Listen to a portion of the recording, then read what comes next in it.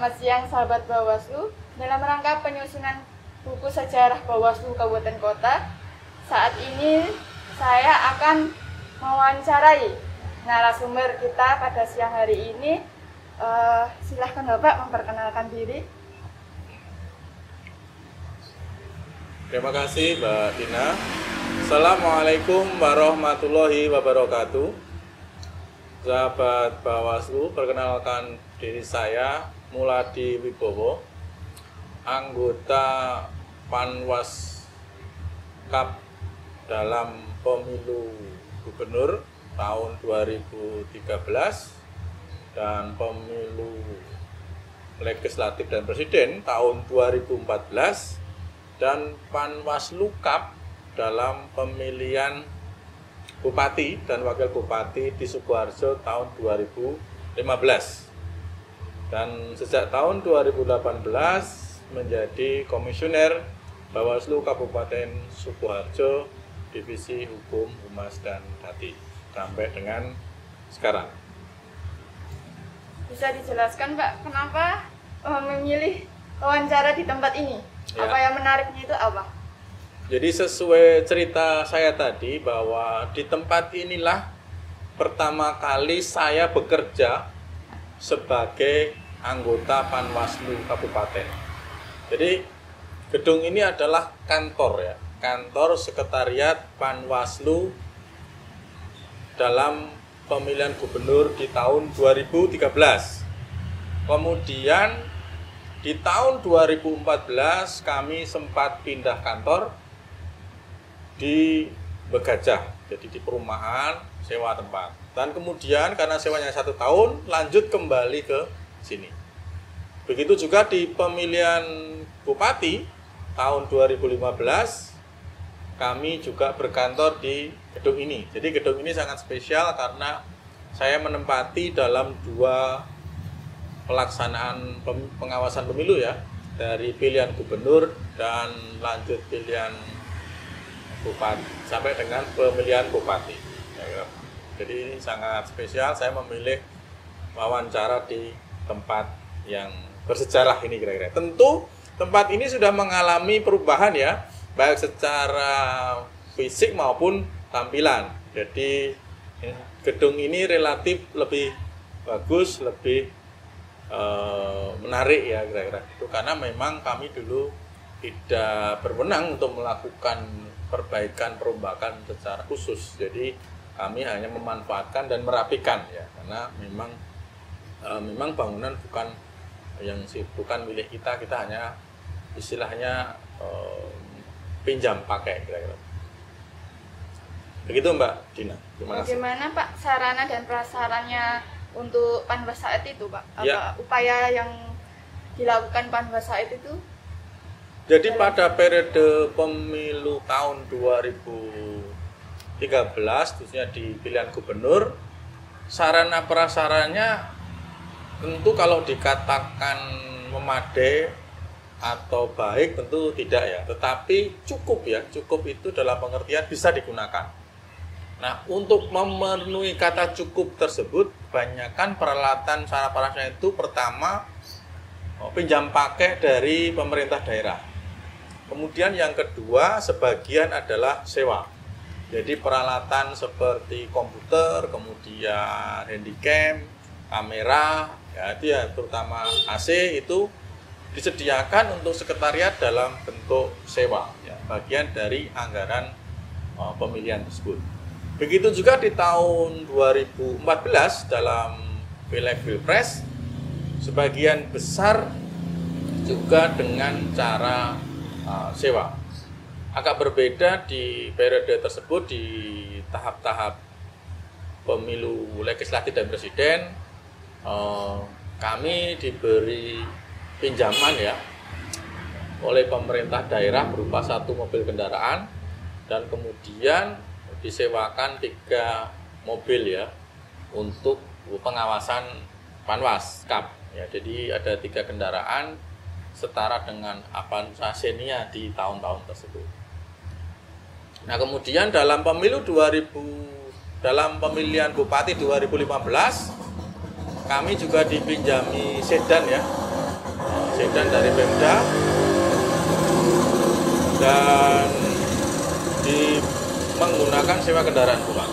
Begitu juga untuk sarana prasarana, hanya mungkin di pemilu 2014 dan pemilihan bupati 2015 perbedaannya mungkin dari sisi jumlah maupun kuantiti dan kualitas, karena tentu anggaran dari APBN dengan anggaran pemerintah daerah itu agak berbeda, sehingga misalnya kendaraan ya, jadi kendaraan dalam pemilu legislatif 2014 tentu jauh lebih baik karena biaya sewanya lebih tinggi. Begitu juga dalam pemilihan 2015 dan pemilihan bupati 2015, sewa kendaraannya dengan kualitas yang di bawahnya karena memang anggarannya berbeda dengan pemilu tahun 2014. Begitu juga dengan beberapa sarana prasarana penunjang. Jadi berusaha untuk cukup, tetapi tentu kualitasnya sesuai dengan anggaran yang tersedia. Begitu juga dengan hal teknis terkait dengan alat tulis kantor dan seterusnya. Kira-kira begitu, Mbak. Kalau untuk yang Panwaskap ini, Pak, ya, proses seleksinya tuh dari tahun 2013 sampai 2020, jenengan sebagai komisioner itu gimana, Pak? Jadi pada waktu eranya kami menjadi Panwaskap ya di tahun 2013, itu lahirnya Undang-Undang Penyelenggara Pemilu, yakni Undang-Undang 15 tahun 2011. Itu menjadi salah satu dasar dibentuknya tim sel oleh Bawaslu Provinsi. Jadi yang berwenang melakukan seleksi adalah Bawaslu Provinsi dengan membentuk tim sel dalam pemilihan anggota Panwaskap dalam pemilu gubernur di tahun 2013. Nah, jadi kami diseleksi oleh tim sel yang dibentuk oleh Bawaslu Provinsi Jawa Tengah. Dan kemudian sebagaimana proses di tahun 2014 Pileg Pilpres, ada surat perpanjangan. Jadi Panwaskap 2014 itu tidak dilakukan seleksi, tetapi merupakan perpanjangan dari hasil seleksi pilihan gubernur tahun 2013 karena memang tahapannya beririsan. Nah, kira-kira itu. Nah, berbeda dengan pemilihan bupati tahun 2015, dilakukan seleksi lagi oleh Bawaslu Kabupaten Provinsi Jawa Tengah. Saya masih ingat itu. Ketua tim selnya adalah Pak Fajar Saka yang sekarang adalah Ketua Bawaslu Provinsi Jawa Tengah. Dari periode tersebut kami tentu memiliki tantangan menarik ya, bahwa di periode tersebut kami diseleksi melalui pihak lain yang tentu independen dalam pemilihan Panwaskap. Begitu juga di dalam pemilihan tahun 2019 dan selanjutnya, karena sudah muncul Undang-Undang 7 tahun 2017, maka kewenangan berbeda. Kewenangan penentuan anggota Bawaslu itu ada di tangan pimpinan Bawaslu RI. Jadi dalam pemilu tahun 2019 dibentuklah Bawaslu sebagaimana amanah Undang-Undang 7 tahun 2017 yang sama melalui tim sel. Nah, bedanya adalah tim sel ini ditetapkan oleh Bawaslu RI. Perbedaannya di situ. Yang menghasilkan komisioner Bawaslu periode 2018-2023. Sedangkan untuk pilihan gubernur tahun 2018 itu mekanismenya sama melalui tim sel, tapi masih kewenangan Bawaslu Provinsi Jawa Tengah. Yang membedakan adalah lahirnya Undang-Undang 7 tahun 2017, sehingga yang menyeleksi dan menetapkan adalah Bawaslu RI, meskipun kemudian melalui mekanisme tim sel, kira-kira begitu.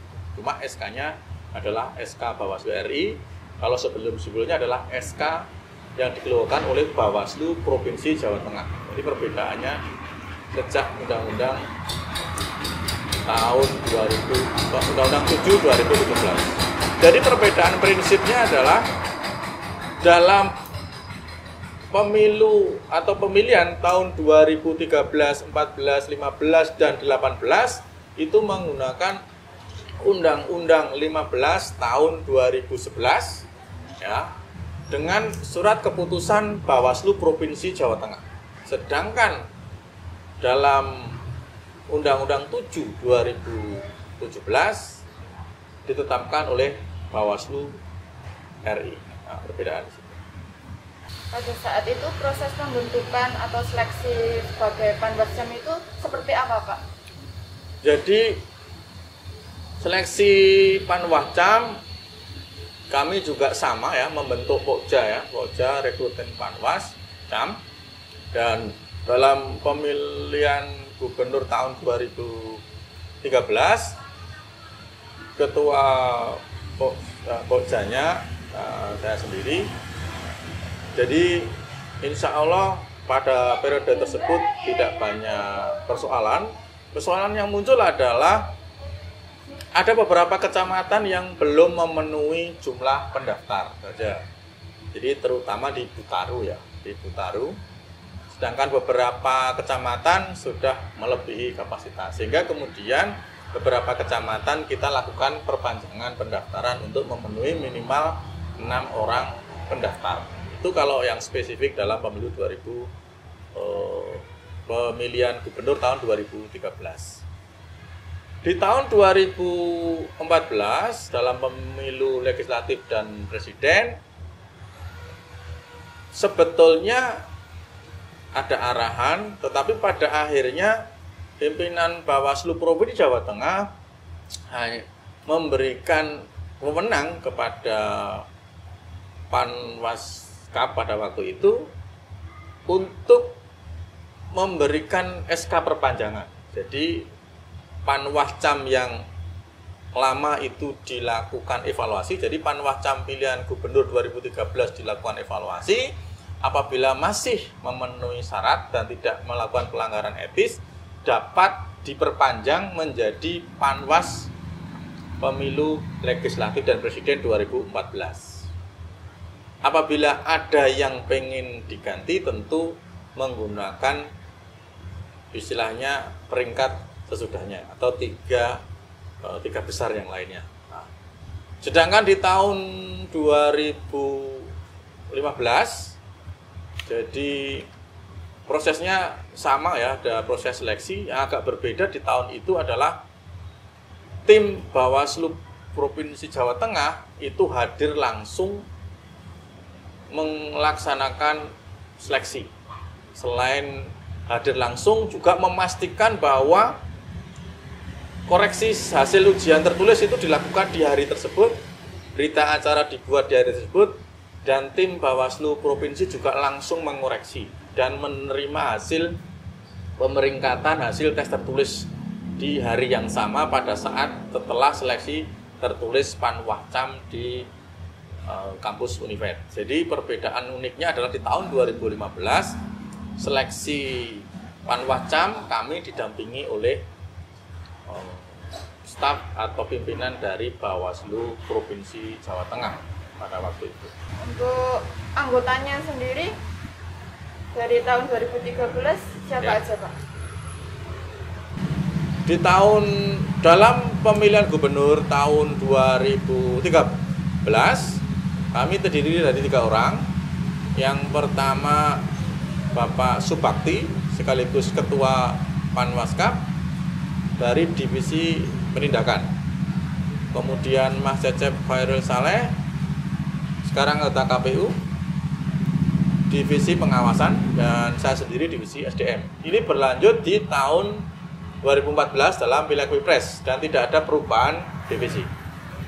Berbeda di tahun 2015, ada perbedaan setelah seleksi menghasilkan tetap 3 komisioner, namanya Panwaslu Kap, terdiri dari Pak Supakti tetap dengan di divisi yang sama penindakan, kemudian saya divisi SDM dan Bapak Sutopo ya, Bapak Sutopo SHMH dari divisi pengawasan. Jadi perbedaannya di anggota divisi pengawasan ada perubahan. Pada saat itu program unggulannya sebagai Panwas Kap itu apa, Pak? Jadi namanya Panwas secara spesifik tentu tidak ada program unggulan ya, tetapi tentu tugas fungsinya sesuai tupoksi berdasarkan perkembangan regulasi undang-undang. Jadi tentu undang-undang pemilihan sesuai dan undang-undang pemilu nomor 10 akan berbeda dengan undang-undang 7 tahun 2017. Tetapi memang ada beberapa program yang berbeda terkait dari sisi pendekatan dan implementasinya.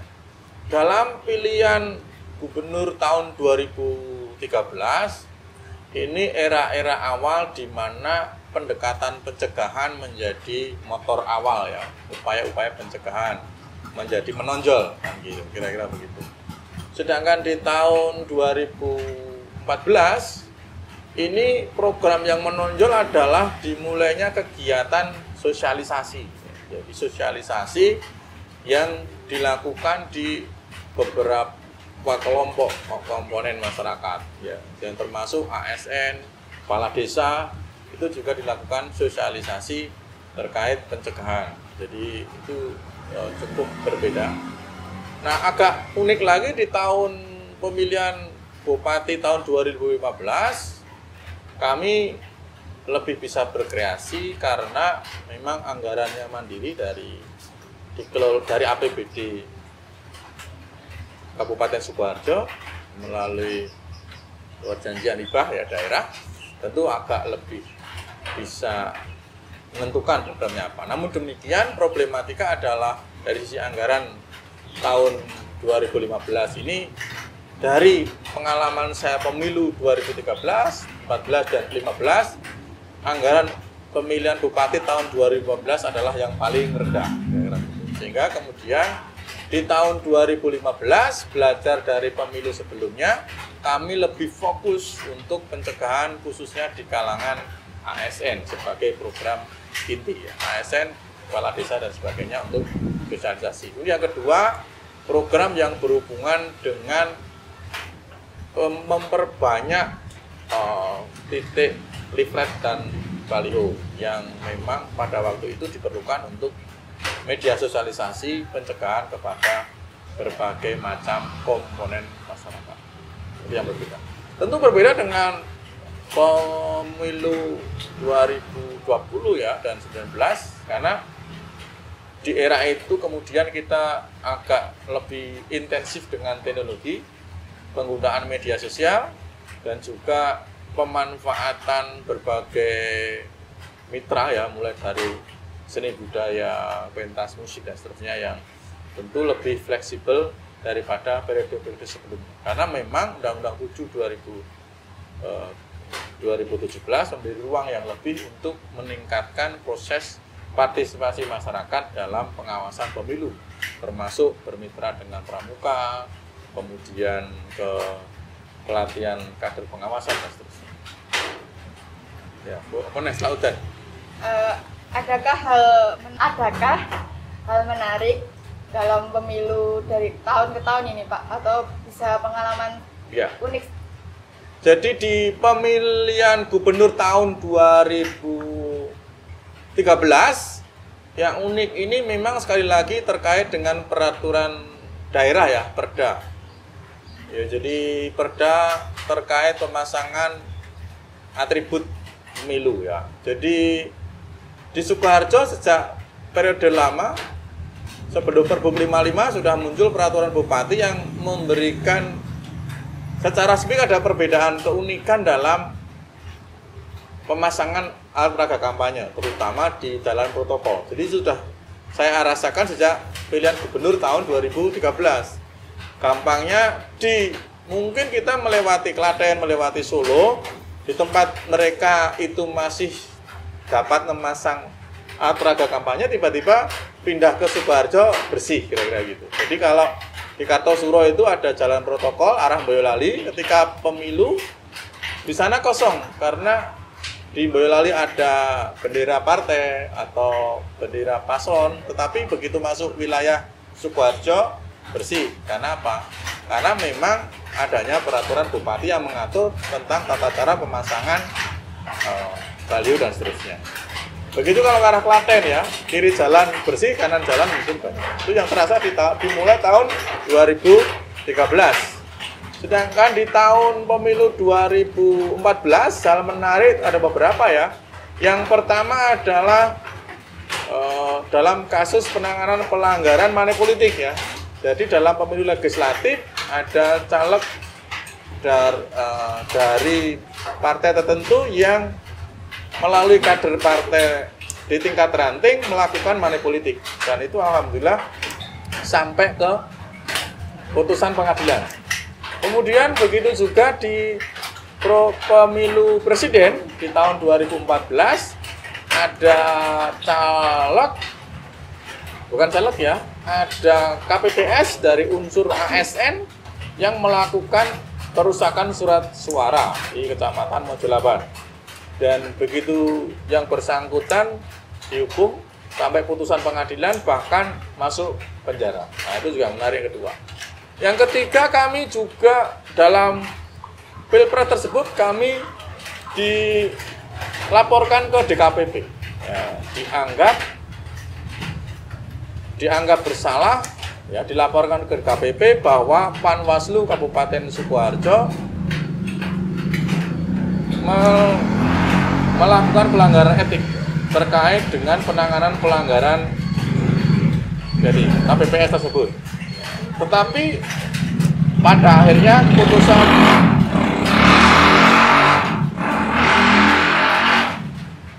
dalam putusan DKPP tidak hanya mengembalikan nama baik Panwas, DKPP justru memberi penghargaan kepada Panwas bahwa Panwaslu sudah bekerja melebihi dari yang seharusnya. Nah, kira-kira gitu. Jadi kalau di era sekarang ya bekerja lebih baik dari itu.